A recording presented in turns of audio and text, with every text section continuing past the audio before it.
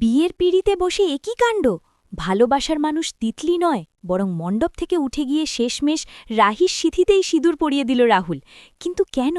যে তিতলিকে রাহুল এত ভালোবাসত, সে কেন ছাতনাতলা থেকে মালা ছুঁড়ে ফেলে চলে গেল? অন্যদিকে জনের আসল রূপ কিভাবে সবার সামনে এলো? রায়চৌধুরী বাড়িতে রাহুলের বউ হয়ে রাহির এই নাটকীয় প্রবেশ কি তবে নতুন কোনো ঝড়ের ইঙ্গিত?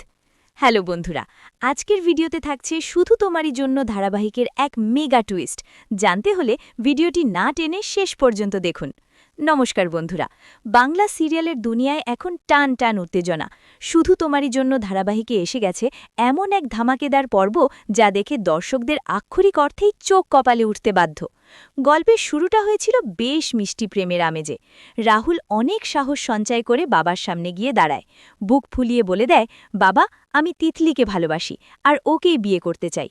প্রথমটায় রায়চৌধুরী মশাই একটু চমকে গেলেও যখন শোনেন তিতলি বেশ সম্ভ্রান্ত আর ভালো পরিবারের মেয়ে, তখন আর অমত করেন না। ছেলের খুশি দেখে তিনি নিজেই প্রস্তাব নিয়ে পৌঁছে যান তিতলিদের বাড়িতে। সেখানেও খুশির হাওয়া। দুই পরিবার মিলে সিদ্ধান্ত নেয় এক ঢিলে দুই পাখি মারার, অর্থাৎ একই আসরে দুই বোনের বিয়ে হবে। একদিকে জনের সাথে বিয়ের পিঁড়িতে বসবে রাহি, আর অন্যদিকে রাহুলের গলায় মালা দেবে তিতলি। বিয়ের দিন চলে আসে। আলো, রোশনাই, সানাইয়ের সুরে ম করছে চারপাশ। কিন্তু কে জানত এই ছাতনাতলাতেই অপেক্ষা করছে শতাব্দীর সেরা চমক? বিয়ের ঠিক আগেই তিতলি জানতে পারে এক চাঞ্চল্যকর তথ্য।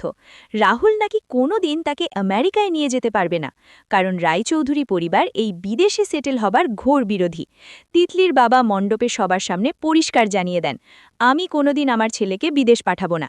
রাহুল আমার সংস্কার মেনে চলবে, আর আমার ছেলে যদি আমার অবাধ্য হয়, আমি তাকে ত্যায্য পুত্র করব। ব্যাস, এই কথাটাই যেন তিতলির মাথায় বাজ পড়ার মতো কাজ করে। নিজের স্বপ্ন ভাঙতে দেখে তিতলি আর নিজেকে সামলাতে পারে না। রাগের মাথায় গলার ফুলের মালাটা ছুঁড়ে ফেলে দিয়ে সে ভরা মণ্ডপ ছেড়ে চলে যায়। হ্যাঁ বন্ধুরা, ঠিক বিয়ের মুহূর্তে। অন্যদিকে বিপদের এখানেই শেষ নয়। ঠিক সেই সময় জনের আসল মুখোশ খুলে যায় সবার সামনে। সবাই জানতে পারে জন কোনো ভালো ছেলে নয়, সে একজন আস্ত ঠাকবাজ আর প্রতারক।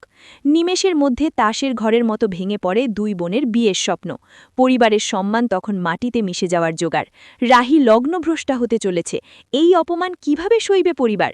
ঠিক তখনই পরিবারের মুখ বাঁচাতে আর রাহির সম্মান রক্ষা করতে এক চরম সিদ্ধান্ত নিয়ে নেয় রাহুল।